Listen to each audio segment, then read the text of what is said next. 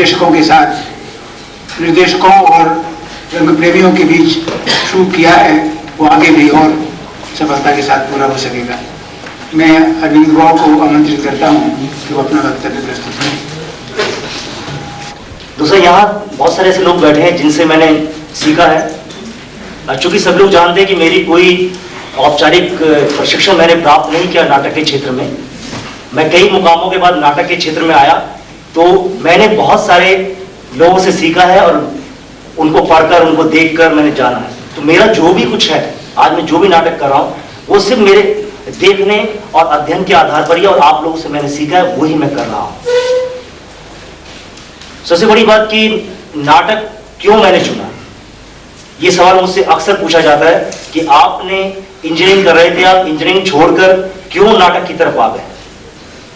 मैंने उसके बाद पत्रकारिता में आया, पत्रकारिता के बाद मैं मीडिया में गया, उसके बाद दोबारा से नाटक की तरफ आया। तो मेरा जो बीच में मैंने कुछ चित्रकारी भी की, तो ये तमाम जो मेरे मुकाम आए, ये दरअसल मेरी एक तलाश ही है और अभी भी मैं तलाश कर रहा हूं। मुझे नहीं मालूम किस दिन मैं नाटक छोड़कर पेंटर बन जाऊं।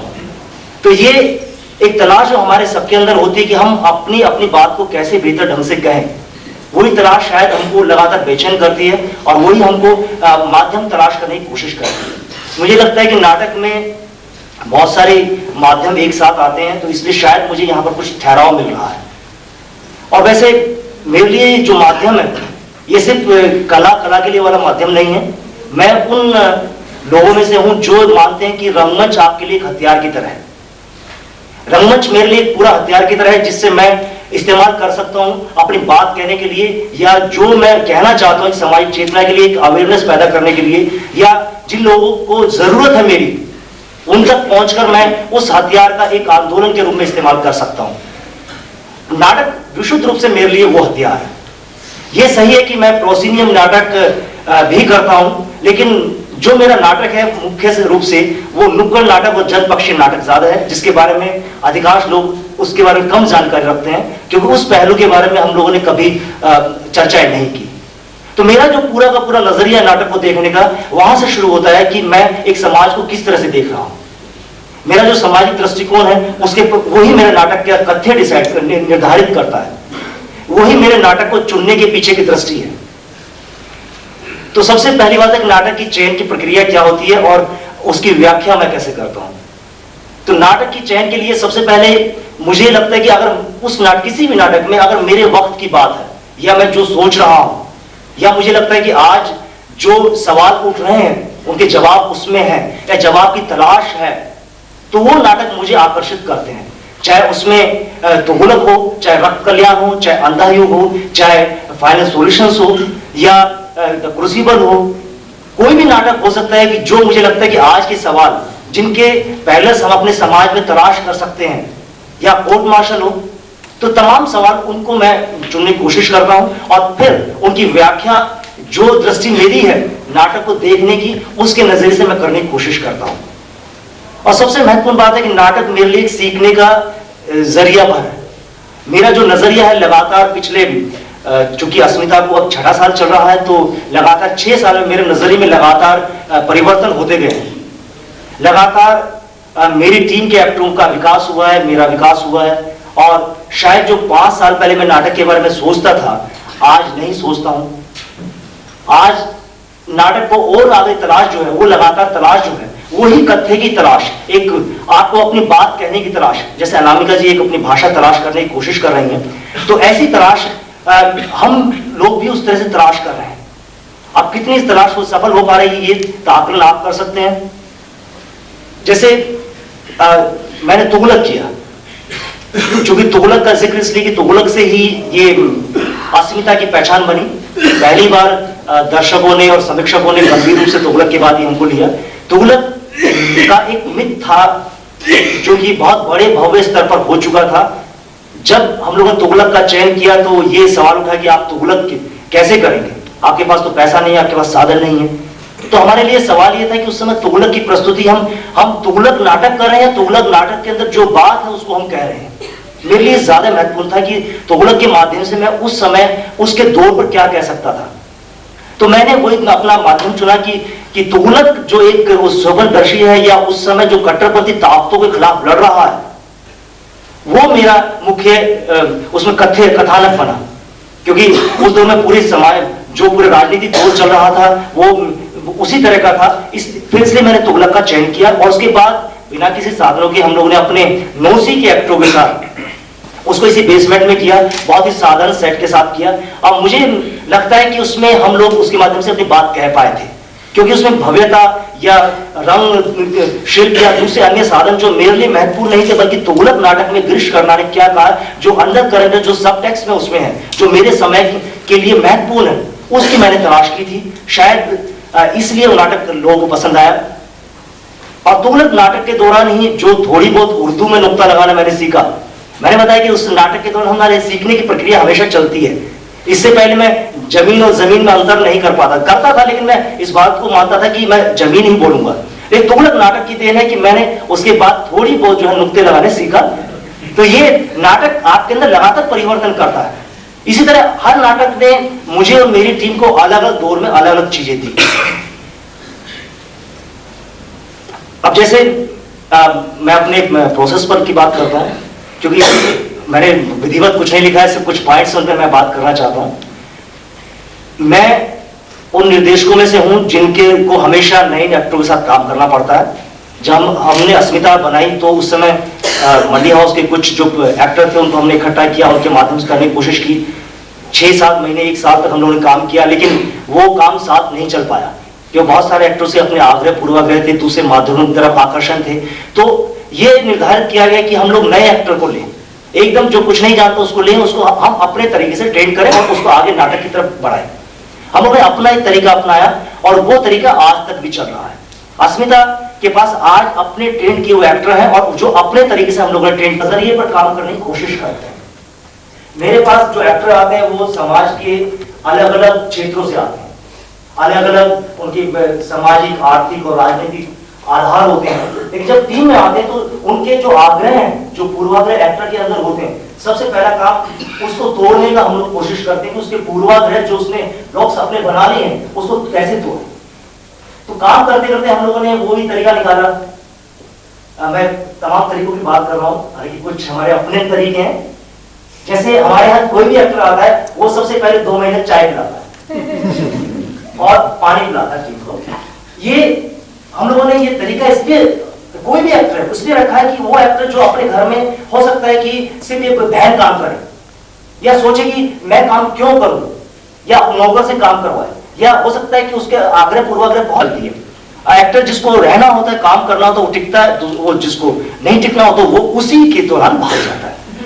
तो यही वजह है कि आज मेरे पास जो अस्मिता में हमारे एक्टर हैं, पर इस बात का मुझे गर्व है कि मेरे पास जो एक्टर है बहुत ही कमिटेड एक्टर हैं और वास्तव में वो थिएटर के प्रति कमिटेड है और 24 घंटे काम करने वाले एक्टर हैं। वो लोग घर से लगभग सभी लोग मध्यम वर्गीय परिवारों से हैं, लेकिन उनके काम करने का आप नजरिया देखिए, उनसे आप बात करिए, आपको बहुत लड़के बच्चे नजर आएंगे जो कि फर्स्ट ईयर सेकंड ईयर में पढ़ रहे हैं, थर्ड ईयर में पढ़ रहे हैं, लेकिन उनसे आप बात करेंगे एक उत्साह आपको नजर आएगा, एक थिएटर का आंदोलन उनके अंदर पनपता हुआ नजर आएगा।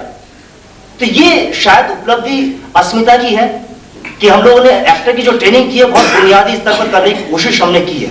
सबसे बड़ी बात है कि हम अपने एक्टर को इकट्ठा मतलब काम करने की एफर्ट्स, कलेक्टिव एफर्ट्स की तरफ हमारी कोशिश रहती है। उसके लिए एक्सरसाइज, थिएटर एक्सरसाइज बहुत सारी हैं, बहुत सारी चीजें हम लोग इस्तेमाल करते हैं एक्टर को कैसे ट्रेन किया जाए। जैसे नए एक्टर के साथ हम उसके आग्रह पूर्वाग्रह तोड़ने के बाद उसको 1 साल तक एकदम जरूरी तौर पर उसको नुक्कड़ नाटक के लिए हम भेजते हैं। हर सप्ताह लगभग 1 या 2 नुक्कड़ नाटक हमारी टीम करती है इंडस्ट्रियल एरिया में और दूसरी जगहों पर भी। और उससे एक्टर का जो है समाज के साथ जो तालमेल बनता है, जो समाज को समझने का नजरिया विकसित होता है, उससे वो जान पाता है कि हमारे समाज के अंतर्द्वंद क्या है।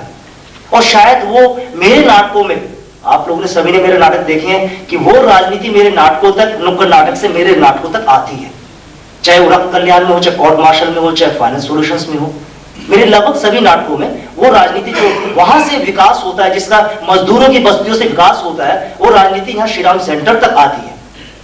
तो ये एक हम लोगों ने जो एक पुल बनाने का जो काम किया अपने एक्टरों के बीच में, मध्य में, वो एक अलग एक कोशिश हमारी रही कि हमारे एक्टर इस तरह से विकास करें।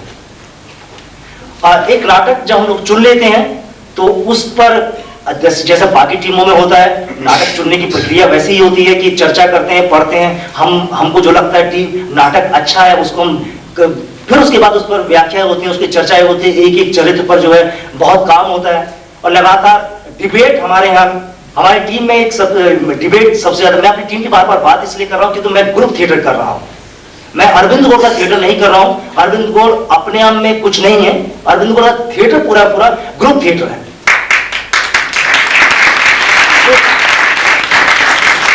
तरीके से ट्रेन किया जाए इसकी तलाश भी लगातार मेरी है।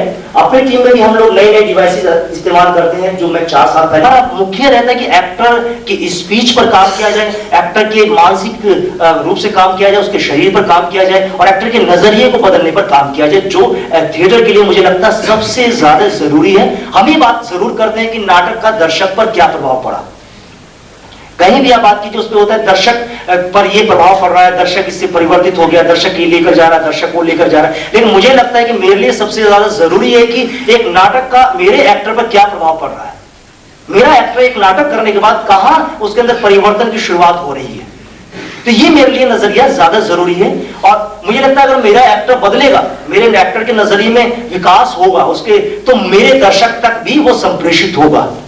मुझे ये लगता है, मालूम नहीं कि मैं कितना इसमें सफल हो पाता हूं, लेकिन मुझे लगता है कि एक्टर के नजरिए में का विकास करना सबसे ज्यादा जरूरी है।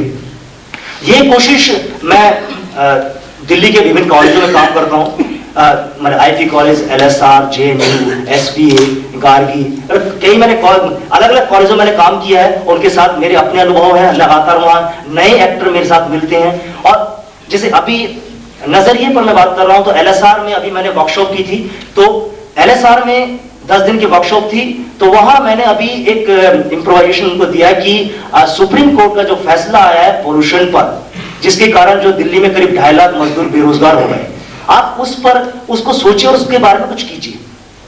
अब उनके बाद उसको बैकग्राउंड बताया, उसके बाद उनसे बातचीत हुई, बहुत चर्चा हुई। मतलब ताज्जुब है कि उससे पहले उस नजरिए से उन लोगों ने देखना शुरू नहीं किया था चीजों को, लेकिन वो उन्होंने लगातार 3 दिन तक एक ही विषय पर काम करते हुए अंत में जो दो छोटे नाटक वहां तैयार हुए, वो नाटक इतने बेहतर थे कि उसके बाद एक्टर से मेरी बात हुई तो उनको उनमें से बहुत लोगों ने ये कहा कि हमारे लिए एक नया नजरिया हमारा विकसित हुआ और हमारे देखने का दृष्टिकोण जो है समस्या को अलग हुआ है। तो मुझे लगता है कि एक अगर मैं अपने एक्टर में ये कर पाता हूं तो शायद मेरे जो थिएटर प्रोसेस है या मेरा जो काम करने का जो तरीका है वो लोगों तक पहुंच रहा है। उसकी सफलता ये है कि अगर हम अपने एक्टर में नजरिया परिवर्तित कर पाते हैं या एक एक्टर को नजरिया देने की दिशा दे पाते हैं तो वो दर्शक तक भी पहुंचता है। ऐसा मेरे पूरे प्रोसेस का ये मानना है। दूसरा, जैसे कोर्ट मार्शल जब मैंने किया तो मेरे एक्टर्स के साथ दिक्कत ये थी कि उसके नाटक में जो विकास रहा है, जो उसका मुख्य चरित्र है, उसके साथ समस्या थी कि वो रामचंद्र को बार बार जो अपना अपराध स्वीकार करने के लिए लगातार फैला रहा है, उसको उत्प्रेरित कर रहा है, लेकिन उसको बचाने की कोशिश नहीं कर रहा, जबकि उसका जो नौकरी का काम है उसको बचाना है। तो राम ये विकास है ऐसा क्यों कर रहा है, कौन सी ऐसी बात है, ये बात बहुत मुश्किल था मेरे एक्टर्स के लिए समझना, और शायद मैं भी उसकी तलाश में था। तो वो तलाश जो है नाटक करते हुए चर्चा के दौरान हम लोग अधूरी पा रहे थे। पर एक्टर का नजरिया कैसे चेंज होता है इसका मैं उदाहरण दे रहा हूं। तो उसी बीच में मई दिवस आ रहा था तो हम लोगों ने शिकागो 1886 एक नाटक किया और उसका अलग अलग मजदूर कॉलोनियों में उसका प्रदर्शन किया। और मुझे ताज्जुब था कि वो नाटक करने के बाद, उसके 4-5 शो करने के बाद मेरे एक्टरों के नजरिए में एकदम अंतर आया। मेरा विकास राय जो दीपक डोबरियाल ने किया था, उसको समझ में आया कि विकास राय वो नहीं है, वो बहुत बड़ी लड़ाई की बात कर रहा है, कोई छोटी लड़ाई की बात नहीं कर रहा है। वो एक समाज में एक बड़ी लड़ाई को लेकर, बड़े सत्य के लिए को उजागर करना चाहता है। और ये लड़ाई, ये शायद उन मजदूर बस्तियों में जाकर या स्लम में जाकर उसने वहां से समझने की कोशिश की, तो उसके नजरिए में वहां से जो विकास शुरू हुआ। जैसे दीपक डोबरियाल की बात हुई, फाइनल सॉल्यूशन में अभी महेश दत्तानी के साथ चर्चा हो रही थी, तो दीपक ने बताया कि अस्मिता में आने से पहले उसका जो नजरिया था एक खास मुसलमानों के प्रति। तो वो था कि मुसलमान तमाम ऐसे होते हैं, आग्रह पूर्वाग्रह से ग्रसित था वो। लेकिन अस्मिता में आने के बाद, तुगलक करने के बाद और दूसरे नाटक करते करते फाइनल सोल्यूशन तक पहुंचने के बाद उसके नजरिए में जमीन आसमान का अंतर है। आज वो जानता है कि सही क्या है, गलत क्या है। आप देखेंगे शाम को कि दीपक डोबरियाल ने इसमें जावेद का चरित्र किया है, और जावेद एक कट्टरपंथी मुस्लिम युवा है, उसके अंतर दोनों से जूझ रहा है। यही समस्या मेरे एक्टों में, फाइनल सोल्यूशन के दूसरे एक्टों में भी थी। मेरे रमनिक में मनु के अंदर भी ये समस्या थी कि वो नहीं समझ पा रहा था कि एक आदमी कैसे उस चरित्र को करे जिसको वो नहीं समझ पा रहा है। तो अंतर्द्वंद उसके अंदर थे। सोनू जिसने एक बूढ़ी का रोल किया, आप शाम को देखेंगे तो उसको मालूम पड़ पाएंगे कि वो कैसे उस नफरत को पैदा करे जो इतने अरसे से अपने अंदर पाल रही है। या राजेश के साथ आज भी समस्या है। मेरा जो एक्टर है, एक बब्बन जो कर रहा है, जो कि बहुत ही सुधारवादी और बहुत ही समझदार मुस्लिम यूथ है, उसके साथ आज भी समस्या है कि वो अभी भी कन्विक्शन तलाश नहीं कर पाया। तो ये जो तलाश है एक्टर की, ये एक्टर जो लगातार अपने को तलाश करता है चीजों को अपने डिवाइसेस से, मुझे लगता है कि वही एक उसके नजरिए को, एक प्रोडक्शन दिशा को निर्धारित करता है। और यही ये प्रोसेस में अपने आप आता है, और ये मुझे लगता है कि मेरा काम करने का तरीका है। एक डिजाइन पर मैं बात करना चाहूंगा कि नाटक का जो अक्सर मेरे डिजाइन के बारे में कुछ लोगों का कहना है कि मेरा डिजाइन जो है ज्योमेट्रिकल डिजाइन होता है। मेरा कुछ चीजें ऐसी होती हैं कि बहुत लगता है कि ज्योमेट्री के साथ एक्टर साथ मैं प्ले कर रहा हूं।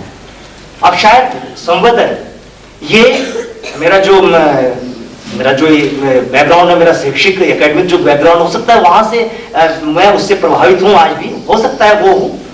और लेकिन जहां तक मुझे लगता है कि जो विजुअल इमेजेस मेरे नाटकों में आती हैं, वो मुझे जो मैंने कुछ अरसे तक मीडिया में काम किया उसका असर हो सकता है, या नाटक में जो मैं खास हिस्से उभारने पर जोर देता हूं, या कुछ करेक्टराइजेशन हो उसको, मेरा जो कथ्य पर जोर रहता है, वो शायद मेरी पत्रकारिता के दौर की देन है। तो मुझे लगता है कि ये अलग अलग प्रभाव जो है अलग अलग क्षेत्रों से आते हैं। और शायद जो मैं स्पेस का जो इस्तेमाल करता हूँ, स्पेस का इस्तेमाल सबसे ज्यादा महत्वपूर्ण किसी भी डायरेक्टर के लिए जरूरी होता है, तो उसका इस्तेमाल भी मुझे लगता है कि उन्हीं चीजों से मैं सीख रहा हूँ, अपने जो अग्रज हैं उन लोगों से सीख रहा हूँ, खासतौर से अनामिका अक्सर।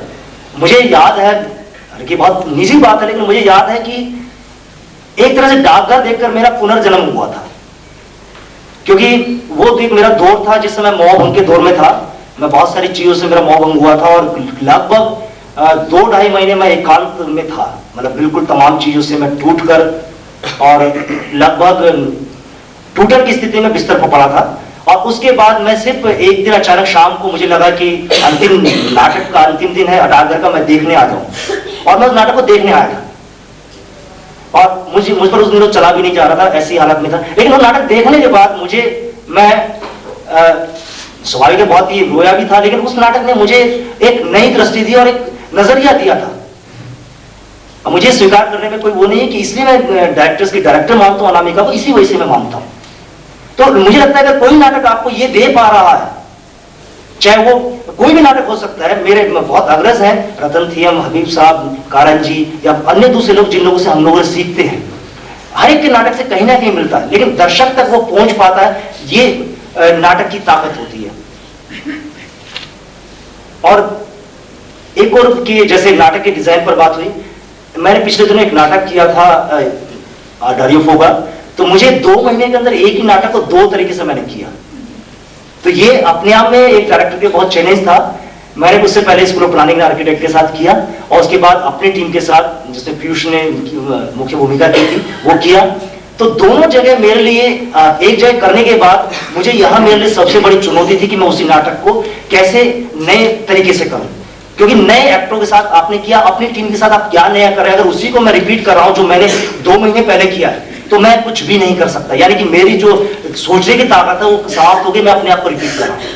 तो पिछले दिनों मेरे लिए अपने आप में ये बहुत अलग अनुभव था, और कभी समय रहा तो वो अनुभव अलग से हम लोग शेयर करेंगे कि एक ही नाटक को 2 बार कैसे मैं कर पाया, और कैसे उसके लिए मेरे एक्टर जो है, जिन एक्टरों ने वो नाटक देखा था उससे कैसे मुक्त हो पाना, और कैसे आज भी उस नाटक से हम संतुष्ट नहीं है, अपने उस नाटक से संतुष्ट नहीं है, तो उसके डिजाइन में हम अभी भी तलाश कर रहे हैं लगातार शोज होते हैं, उसके बाद बहस होती है, लेकिन अभी भी हम तलाश नहीं कर पा रहे हैं। तो वो एक मेरे लिए बहुत इंटरेस्टिंग वो है। मुझे लगता है कि मुझे ग्रुप वर्क की अहमियत को भी मुझे बताना चाहिए, क्योंकि मैं ग्रुप थिएटर करता हूं। एक तो सबसे बड़ी बात है, ग्रुप थिएटर करते हुए एक एक्टर लगातार विकास करता है और उसके विकास को हम लगातार रेखांकित कर सकते हैं। एक निर्देशक लगातार विकास करता है और उसका विकास अपने एक्टरों के समानांतर ही चलता है। एक तरफ एक्टर विकास कर रहा है, एक तरफ डायरेक्टर विकास कर रहा है। ये अपने आप में इस बात को देखना बड़ा ही दिलचस्प है। जिन लोगों ने मेरे शुरुआती नाटक देखे हैं, हानुश देखा, उसके बाद लगातार देखते गए हैं फाइनल सॉल्यूशन तक, वो तमाम लोग दर्शक जानते हैं वो, और जिसको मैं लगातार सीखने की कोशिश कर रहा हूं। अब मैं जानता हूं कि मेरा एक एक्टर जो तुगलक में एक सिपाही की भूमिका करता है, क्या साल है, तो क्या उम्र है तुम्हारी? 18 साल, बड़ी उम्र होती है। जो सिपाही की भूमिका करता है, आज वो एक्टर में जो है वहां से विकास होकर वो मेरे मुख्य एक्टर में आता है। या एक्टर जो मेरे लिए भीड़ में काम कर रहा है तुगलक में, वो एक्टर आज जो मेरे लिए और सेकंड लीड में आता है, चाहे उसमें दीपक हो, राजेश हो, मनु हो, सोनू, ये तमाम, आशीष, ये तमाम एक्टर मेरे जो हैं, जिनसे अधिकांश लोगों के साथ परिचित भी हैं, और वो जो विकास है उनका और जिनका आकलन मैं और आप कर रहे हैं लगातार, वो सच में एक बहुत बड़ा, मुझे लगता है टीम, किसी भी टीम वर्क की बहुत बड़ी उपलब्धि है। ये सिर्फ माने कि निर्देशक का माध्यम है। बहुत सारे लोग मानते हैं नहीं है, एक्टर ही केंद्र में और एक्टर ओरिएंटेड थिएटर ही महत्वपूर्ण है। तो एक्टर को बहुत मान देने की जरूरत है। ठीक है, आपके एक्टर हैं, आप उनके साथ डिबेट भी करते हैं, उनके साथ आपका विवाद भी होता है, आपसे नाराज भी होते हैं, आपसे सब कुछ होता है, आप उनके बड़े भाई भी, उनके बहुत तमाम रिश्ते आपके हैं। सबसे बड़ी बात है कि टीम जो ग्रुप थिएटर होता है उसमें आपके एक पारिवारिक रिश्ते बन जाते हैं और आप उनके जो परिवार की दिक्कतों से लेकर आप सब उसके जो एक तरह से परिवार के हिस्से बन जाते हैं। एक्टर जो समाज में जो जी रहा है और टीम में आकर जो जी रहा है, वो दोनों का जो तालमेल जो है वो कैसे बनाया जाता है, ये भी अपने आप में एक जो है एक थिएटर ही होता है। और इसमें सचमुच मेरे लिए सीखने को वहां से बहुत कुछ मिलता है। और नए एक्टर जो आते हैं उनको एक तैयार मॉडल मिलता है। सबसे बड़ी बात है जो मेरा 5 साल पुराना एक्टर है, उसको अगर जो पुराना एक्टर वो लगातार आगे विकास करेगा, लेकिन नया एक्टर उसको देखकर सीखेगा। तो ये जो लगातार ग्रोथ होती है किसी भी ग्रुप थिएटर में, मुझे लगता है सबसे ज्यादा जरूरी है। और यह युवा पीढ़ी जो है एकदम दूसरे माध्यम की तरफ भागना चाहती है, पर उनसे मेरा विनम्र निवेदन है कि कभी वो मेरी रिहर्सल आकर देख ले, सिर्फ 1 घंटा मेरी रिहर्सल देख ले, तो नई पीढ़ी में कितना कमिटमेंट है थिएटर को लेकर वो आपको दिखाई दे जाएगा। अब जेएनयू में मैं अभी इन दिनों काम कर रहा हूं, बातें कर रहा हूं, शायद आदर्शवादी लग सकते हैं आज के दौर में, एक बहुत व्यवहारिक है, क्योंकि मेरा नए एक्टर के साथ काम करने का बहुत अनुभव है। तो इसलिए मैं कह सकता हूं कि चाहे आईपी कॉलेज में पिछले 2 साल से मैं काम कर रहा हूं और बिल्कुल नए एक्टर वहां पर काम करते हैं और उनके साथ करते हुए किस तरह से दिक्कतें आती हैं, किस तरह उनके नजरिए में चेंज होता है, ये पूरा दौर है। जैसे कुछ लोग मुझसे भी सवाल करते हैं कि रिपीट शोज अस्मिता क्यों लगातार करती है, तो मेरा मानना है कि अस्मिता या दूसरा कोई भी ग्रुप थिएटर कर रहा है वो एक रंग, अगर हम एक रंग आंदोलन को नहीं बढ़ा रहे हैं, हमारा जो एक आदर्शवादी शब्दावली में हमारा जो कर्तव्य है, हम रंग आंदोलन को बढ़ाना हमारा काम है और अपने एक्टरों को लगातार ट्रेनिंग में रखना, लगातार एक प्रोसेस में रखना। सबसे बड़ी बात है कि हम अपने एक्टरों को लगातार प्रोसेस में रखते हैं, चाहे नुक्कड़ नाटक में रखें, चाहे हम प्रोसियम थिएटर में करें, लगातार काम करने के लिए हम नुक्कड़ नाटक करते हैं और दर्शकों का विकास, दर्शक लगातार हमारे नाटकों से जुड़े। ऐसे भी दर्शक है जो लगातार जिन्होंने कोर्ट मार्शल के 25 शो देख डाले, अब वो भी दर्शक हैं जो लगातार दर्शकों को, दूसरे दर्शकों को भेजते हैं। तो मुझे लगता है कि इससे लगातार नाटक करने से एक तो एक्टर का विकास होता है, दूसरा स्क्रिप्ट का विकास होता है। एक्टर स्क्रिप्ट को समझना शुरू करता है, तब के शुरुआती दौर के कोर्ट मार्शल में आज कोर्ट मार्शल बहुत अंतर है। यही तमाम दूसरे प्रोडक्शंस में भी तमाम अंतर आते हैं इसी तरह से। दूसरा, मेरी टीम जो है, हम लोग पिछले 2 साल से दिल्ली के बाहर भी काम कर रहे हैं, तो चाहे केरल हो, जेएनके, आसाम, जबलपुर, बेगूसराय, तमाम छोटी छोटी जगहों पर हमारी टीम गई है, हम लोगों ने नाटक किए हैं, अलग अलग नाटकों के अलग अलग अनुभव हैं। और लेकिन मेरा मानना है कि नाटक की भाषा जो है, जैसे केरल में हम गए, शुरुआत में हम लोग बहुत डर रहे थे कि हमारी भाषा समझी जाएगी नहीं समझी जाएगी, लेकिन 15 मिनट के बाद मुझे लगता है नाटक के अंदर वो ताकत होती है कि वो अपने आप को संप्रेषित करा लेता है। आप किसी भी भाषा में नाटक करें, दर्शक, आपकी बात में दम है, आपके दर्शक एक्टर में दम है या आपके डिजाइन में दम है, तो आप अपनी बात दर्शक तक पहुंचा सकते हैं। तो 15 मिनट के बाद मैंने पाया कि पूरा जो हॉल में जो पिन ड्रॉप साइलेंस था, और जब नाटक खत्म हुआ तो आधे दर्शक जो स्टेज के ऊपर थे वहां पर, इतना उन लोगों को अपने चीजों से जुड़ा हुआ मिला। तो मुझे लगता है कि नाटक दूसरी टीमों मतलब दूसरे रंग आंदोलन के लिए जरूरी है कि हम बाहर भी देखें। और जो लोग कहते हैं कि थिएटर खत्म हो रहा है छोटी छोटे के, मेरा मानना है कि मैंने देखा है छोटी छोटी जगह पर जाकर, छोटी जगह बहुत थिएटर हो रहा है, बहुत थिएटर हो रहा है। जो थिएटर आज से 5 साल पहले होता है उससे दुगना तिगना थिएटर हो रहा है। लेकिन सिर्फ ये जरूर है कि क्वालिटी की बात फिलहाल शायद हो सकता है कि बहुत लोग क्वालिटी उसमें नजर नहीं है, लेकिन मुझे लगता है कि क्वालिटी से ज्यादा जरूरी है, क्वांटिटी आज ज्यादा जरूरी है। मैंने जब पहली बार हानुश किया था, उससे पहले बहुत ही शौकिया थिएटर किए, बहुत सारे नाटक किए, उनकी गिनती मैं नहीं करना चाहूंगा। एक तरह से हानुश मेरा पहला नाटक मान सकते हैं जो अस्मिता के साथ मैंने किया। मैंने किया बहुत बचकाना नाटक था, मुझे मालूम है कि बहुत बचकाना था, हालांकि उसको बहुत ही प्रशंसा मिली, उसके काफी शोज हुए, 26 शोज हुए, लेकिन मुझे मालूम बहुत बचकाना था। उसके बाद मैंने काले गुला किया और किया। आज मैं अपने तुगलक को भी नकारता हूं, मैं मानता हूं कि तुगलक मैंने बहुत ही खराब किया था। मैं तुगलक किया था, ठीक है, उस समय लगा कि वहां कुछ हुआ, लेकिन मैं मानता कि बहुत ही, मुझे लगता है कि बहुत कुछ उसमें बचा हुआ था। तो ये लगातार जो विकास होता है आपका, वो विकास ज्यादा जरूरी है, और वही आपको आगे जो है किसी भी टीम के लिए बहुत ज्यादा जरूरी है। तो इसलिए नाटक का चयन से लेकर आपके दर्शक तक पहुंचने की प्रक्रिया में आप लगातार नजरिए पर जो उस पर मेरा जोर रहता है। अब मुझे लगता है कि मैं ये अपने नुक्कड़ नाटकों पर भी थोड़ा 1-2 मिनट बोलना चाहूंगा, क्योंकि इस बारे में बहुत लोग कम जानकारी है। मैंने शुरुआत मेरा जो रंगमंच की हुई थी नुक्कड़ नाटकों से हुई। मैंने जब मैं इंजीनियरिंग कर रहा था उसकी मैंने 6th सेमेस्टर में छोड़ दिया था, और उसके बाद मैंने नुक्कड़ नाटकों की तरफ मैं बढ़ाया, और मैं बाकायदा सामाजिक चेतना और सामाजिक हथियार के रूप में उसको इस्तेमाल कर रहा था, और उससे मेरा पूरा विकास हुआ, मेरा नजरिया आज उसी से विकसित हुआ। उसी दौरान मैंने अलग अलग संगठनों के साथ काम किया। उसी बीच में बिहार सांस्कृतिक मंच जो वजीरपुर के मजदूरों का एक संगठन है, जिसमें मजदूर दिन में फैक्ट्री में काम करते हैं और रात को नाटक करते हैं, नाटक रिहर्सल करते हैं, जिनके साथ अनामिका जी ने भी बाद में काम किया। एक नाटक स्टील वर्कर्स की दिक्कतों पर तैयार किया था अनामिका जी ने। तो उनके साथ मैंने लगातार कई सालों तक काम किया और नुक्कड़ नाटक उनके साथ तैयार किए, उनकी रोजमर्रा की दिक्कतों को लेकर, राशन की, पानी की, गुंडों की, पुलिस की, झुग्गियों की। तो ये वहां से चीजें शुरुआत हुई। उसके बाद पीयूडीआर के साथ मैंने काम किया नुक्कड़ नाटकों में। पीयूडीआर का वो पहला और अंतिम नाटक था नुक्कड़। तो वो पीयूडीआर जो है कस्टोरल डेथ पर लगातार काम कर रहा है, तो उसको लेकर एक नाटक तैयार किया था, जिसके अलग अलग शोज की हम लोगों ने काफी अच्छा रिस्पॉन्स भी आया। और उसके बाद मैं अस्मिता में चला आया, तो वो मेरा नुक्कड़ नाटकों का दौर थोड़ा सा ठहर गया। लेकिन अस्मिता जब थोड़ा सा 2 साल के बाद हम लोगों ने लगा कि हम लोग इस स्थिति में है कि हम समय निकाल सकते हैं, तो हम लोगों ने नुक्कड़ नाटक दोबारा शुरू किया। तो तब से अब तक हम जो लगातार नुक्कड़ नाटक नए नए विषयों पर कर रहे हैं, चाहे वो औरतों की समस्या हो, चाहे बच्चों की समस्या हो, चाहे मजदूरों की समस्या हो, और कोई भी समस्या, जो कोई भी, चाहे जात पात की समस्या, कोई भी सामाजिक समस्या, हम लोग उसको लेकर जो बहुत सारे संगठनों ने मिलकर एक संगठन बनाया है, तो उसके एक तरह से हम सांस्कृतिक अगुवा के रूप में काम कर रहे हैं उसमें। और वो नाटक आज की तारीख में वो मजदूर आंदोलनों का, जो कि विस्थापित फैक्ट्री के मजदूर आंदोलनों का एक तरह से संघर्ष का प्रतीक बन चुका है।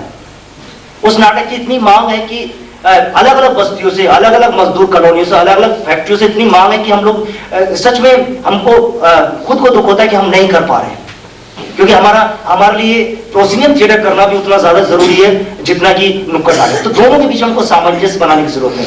लेकिन मुझे लगता है कि ये माध्यम जो है, मेरे लिए जो है नुक्कड़ नाटक भी एक बहुत जरूरी माध्यम है। अब मैं आज की जो नाट्य परिदृश्य है उस पर भी 1-2 मिनट की टिप्पणी करना चाहूंगा कि आज जो थिएटर हो रहा है, जो मुझे लगता है कि जिस समय मैंने थिएटर करना शुरू किया था, उस समय हमारे सामने जो एक, मतलब ऐसा नहीं था, कोई वो नहीं था, कोई प्रतिद्वंदता नहीं थी। हमको लग रहा था कि नहीं, वो अच्छा थिएटर कर रहा था, हमको भी अच्छा थिएटर करना है। तो ये अच्छा थिएटर करने की जो एक दिमाग में जिद आई, तो वो एक जिद, वो एक बहुत ही अच्छी परंपरा में बदली। और निसंदेह एनकी ने बहुत अच्छा थिएटर किया, और दिल्ली में एनकी बहुत काम कर रहा है। तो एक तरह से हम लोग दोनों जो एक ही पीढ़ी के काम कर रहे थे, हम लोगों में एक तरह से बहुत अच्छा, मुझे कहीं ना कहीं एनके को मैं सैल्यूट इसलिए करता हूँ कि उससे मुझे कहीं ना कहीं ये कि जुनून जो है कि हाँ अस्मिता को जो है एक्ट वन होता है कि मुझे कोई भी अच्छा आदमी काम करता है तो उससे मैं प्रेरणा लेने की कोशिश करता हूँ। आजकल जो मुझे लगता है कि मैं कह चुका छोटी जगह में काफी थिएटर हो रहा है और मेरा मानना है कि थिएटर तो हो रहा है और लोगों में लक्ष्य बहुत, मेहनत बहुत है और लगन बहुत है और निश्चित दिक्कतें हैं। अगर हम श्री राम सेंटर के बाहर जाकर देखें तो वो दूसरा ही थिएटर हो रहा है। शायद उस थिएटर की ये आज जो घटना घटी है, जो चीज हो रही है, उससे पीछे पीछे के कारण जो तलाश नहीं करते हैं, तुरंत जो सामने दिखाई देता है उस पर ही बोलना शुरू करते हैं। जैसे बहुत निजी टिप्पणी है लेकिन मुझे लगता है कि मेरा अंतिम बोल रहा हूं तो मुझे उसको शेयर कर देना चाहिए। एक मित्र मिले, बोले अरविंद तुम बिल्ली के भागो छीका टूटा। तो मैं समझा नहीं, बधाई हो। तो मुझे थोड़ा समझने में दिक्कत लगी क्योंकि टेढ़ी बातें समझने में थोड़ा दिक्कत होती है मुझे। तो मैंने कहा कि आप थोड़ा सा मुझे बताइए कि बिल्ली कौन है, भाग छीका कौन सा है और भागे क्या है।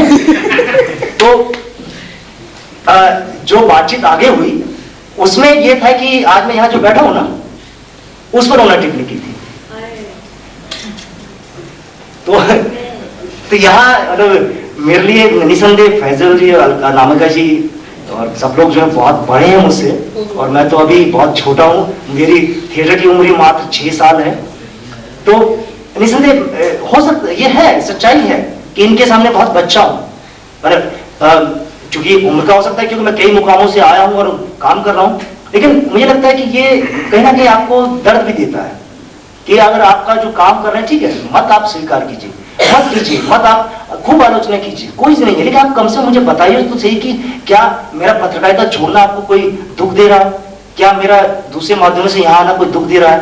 जब मैं पत्रकारिता से यहाँ आया था तो 2 साल तक तो यही चर्चा होती रही कि काहे को यहाँ आ रहे हैं, मतलब ये तो अब समीक्षाएं अपने आप छपवा लेते हैं, जो अखबार में थे इसलिए छपवा लेते हैं। तो बड़ा ताज्जुब है मुझे ये सब दुख मतलब इसलिए होता है कि वो ये टिप्पणियां उन लोगों से है जो बहुत गंभीर लोग मतलब किसी भी सेमिनार में कहीं भी उनसे बात करवाए तो थिएटर बहुत बड़ी बड़ी बातें करेंगे, लेकिन निजी बातचीत में इतना करते तो मुझे लगता है कहीं ना कहीं दर्द। लेकिन मुझे मेरी टीम जो है, मतलब मेरी टीम और आप लोगों का विश्वास मुझे बहुत ताकत देता है। क्योंकि मैं विषय पर, लेकिन राज दर्पण नाटक के होने के बावजूद आज तक उसके बाद कोई बड़े स्तर पर उस पर बातचीत नहीं हो पाई। हमारे रंगकर्मियों के बीच में बार बार उठती है कि वो अंग्रेजों के समय का जो भी कानून हम पर है कि हमको जो है पुलिस से लगातार एनओसी लेना पड़ता है और ये पूरा एक तरह से जब नाटक हो रहा है उस समय हमको भागदौड़ करनी पड़ती है पुलिस के थानों के और बहुत सारे एक तरह से पूरा जो एक हरासमेंट होता है। मतलब मेरी टीम के लोग जानते हैं कि कैसे मैं अगर कई बार मैं गया हूं तो वहां का एक साधारण सा क्लर्क जो है वो पूछ लेता है कि अरे काय को दाढ़ी वाले नाटक कर रहा है तू, मुझे करना वो कह देता सीधा कि अरे 6 साल के दाढ़ी वाले तू कर रहा, क्या कर रहा है तेरे को। मतलब 1 मिनट में आपको जो है बिल्कुल जमीन पर लाकर रखता है। और उसके अलावा 50 रुपए 100 रुपए की जो मांग होती है, हालांकि आज तक हमने नहीं दिया, लेकिन बहुत सारे टीम, दुर्भाग्य ये कि हमारा जो अंग्रेजी थिएटर हो रहा है, मतलब मुझे कोई उससे मेरा कोई विरोध नहीं है, लेकिन जो अंग्रेजी थिएटर हो रहा है, जो बड़ा थिएटर हो रहा है, वो हमेशा से जो है जो वहां बैठे हुए जो लोग हैं, चाहे वहां पर एंटरटेनमेंट टैक्स में बैठे हुए लोग हो, चाहे पुलिस का उसमें क्लर्क हो, वो उनको जो है बाकायदा 500 रुपए 1000 रुपए बाकायदा जो उनको देते हैं। और नतीजा क्या होता है, वो उनसे लेते तो हमको उनसे मांग करते हैं। हम कहां से देंगे, हमको तो हॉल का किराया भी निकालना मुश्किल हो जाता है। हमें मालूम है कैसे दिक्कतें हमको आती है। तो ये जो एक नजरिया जो साधन संपन्न वो दे सकते हैं, तो मुझे लगता है कि हमको मिलकर इस पर भी सोचना चाहिए।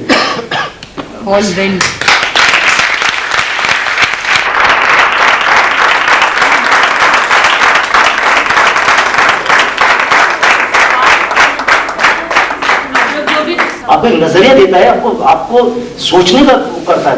और ऐसा नहीं कि नाटक देखने के बाद तुरंत आप हथियार लेके निकल पड़ेंगे, ऐसा भी नहीं होता है।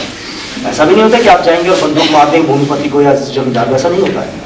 एक पूरी प्रक्रिया होती है नाटक की जो आपको मानसिक रूप से तैयार करती है, आपको कम से कम आपका अपना बदलाव करती है। मतलब कोई क्रांति कहीं बाहर से नहीं आती है, आपके अंदर से आती है। आपको खुद आपको नजरिया बदलेगा तो उसके बाद ही तो परिवर्तित होगा, वो खोज आपको करनी पड़ती है। शांति को भी बढ़ावा देते हैं लोग। जी जी, शांति को भी बढ़ावा आपका क्या है?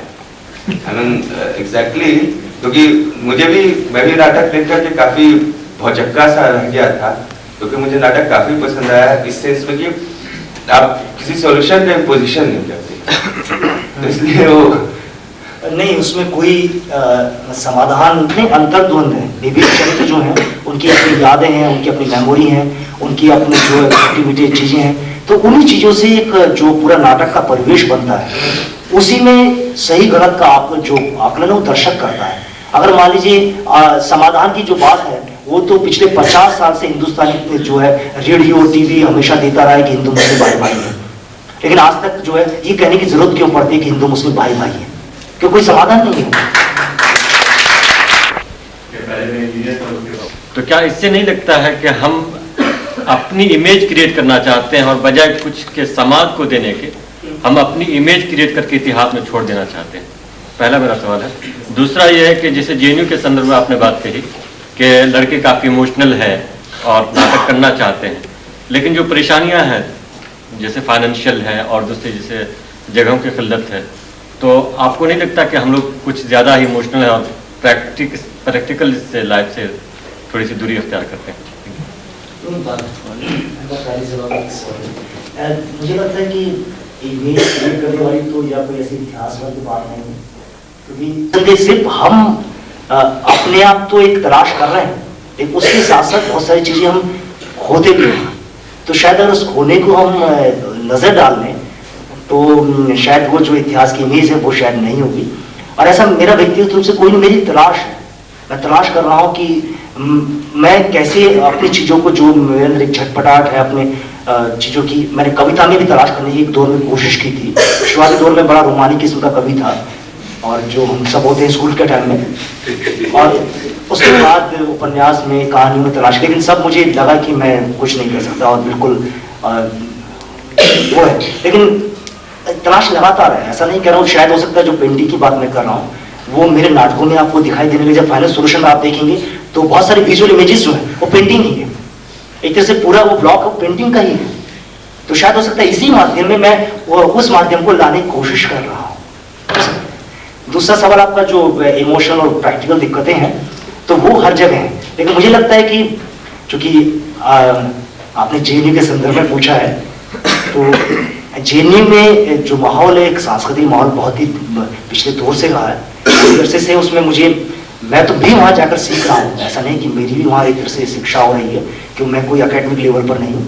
तो वहाँ की दिक्कतें भी हैं, बाहर वो जो दिक्कतें वहाँ की हैं वो बाहर के थिएटर की भी है, लेकिन हमको मिलकर उसको जूझना पड़ेगा। एक अगर हम थिएटर को बढ़ावा देना चाहते हैं तो आप उसका परिणाम देखते भी हैं कि वहाँ के जो छात्र हैं, आप देख रहे हैं कि इधर रंगमंच नाटक देखने के लिए लगातार आते हैं और आ रहे हैं।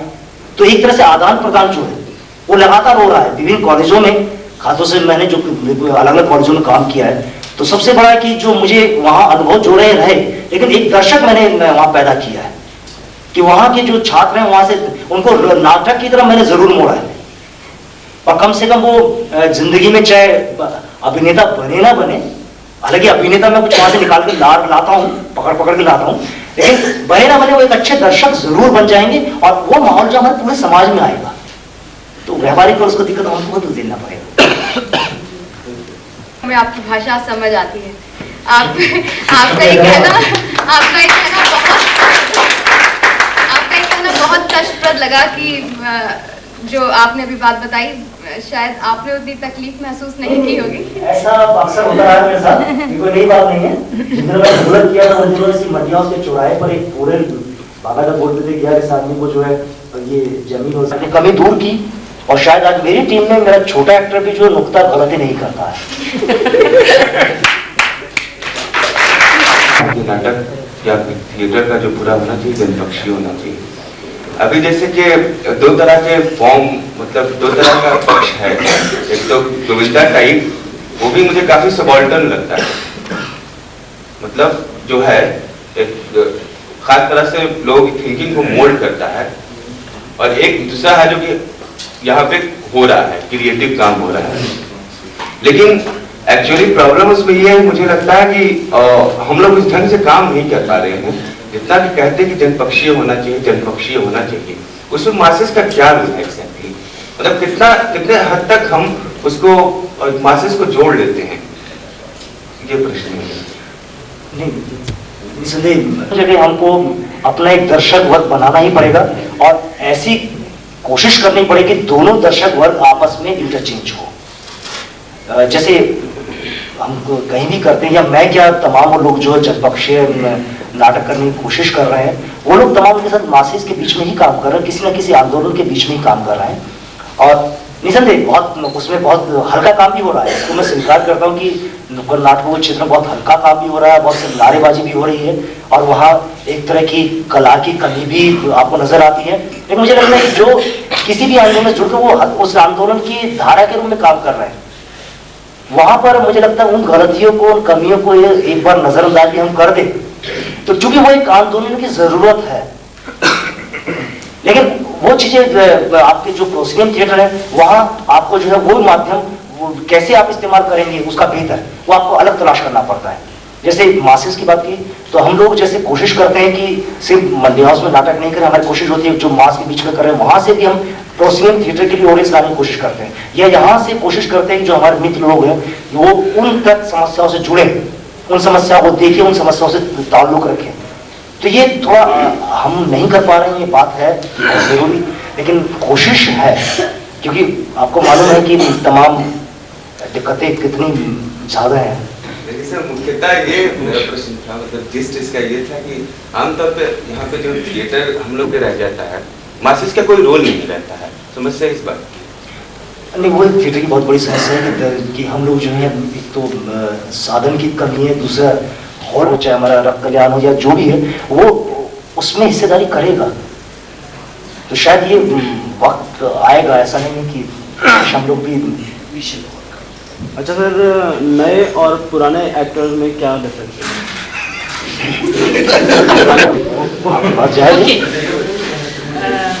पर मेरे ख्याल से ज़्यादा बड़ी समस्या है कि अरविंद साहब को तैयारी करनी है और हम इस समय और डिले न करके उनको वो समय दें। मैं आप सबको फिर से इस पूरे कार्यक्रम को वाइंड अप करेंगे हम नाटक के बाद।